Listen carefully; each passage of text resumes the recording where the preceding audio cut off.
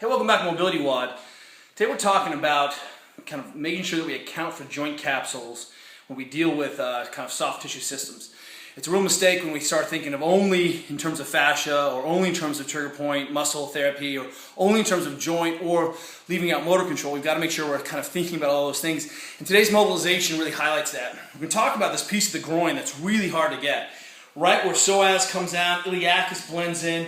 There's this big, ugly mass of tissue here. It gets really short on our athletes and limits being able to extend the hip, pulls me into extension, these lower segments. And one of the things we're finding is that as we've moved our athletes out of this economy of being here and into the economy of adjusting for neutral spine, we're finding that this area of the pelvis is a little bit tight.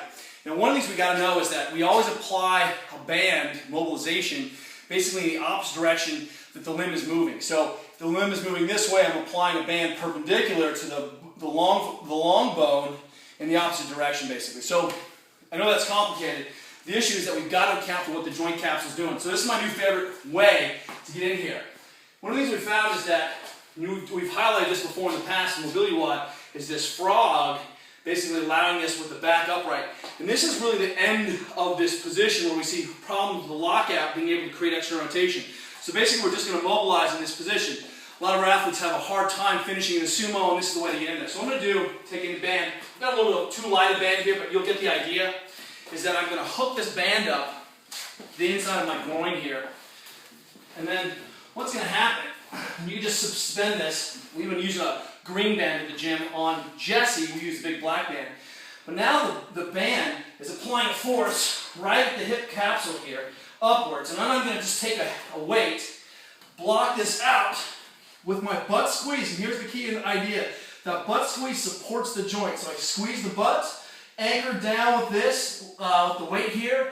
Band pulls the hip into the clean position where it needs to go. And then I apply the tensioner with the other leg.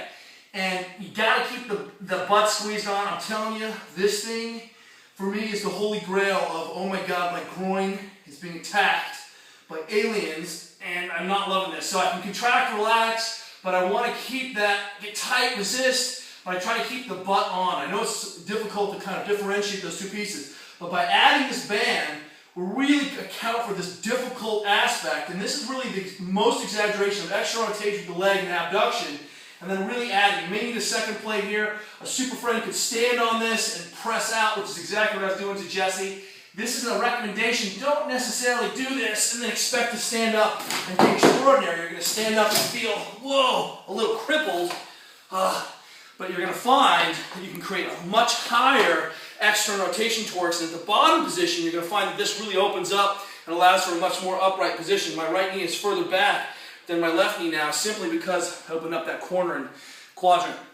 Give that a try, 2-3 minutes aside. Maybe save it for afterwards, or make sure you've definitely warmed up beforehand. Talk tomorrow.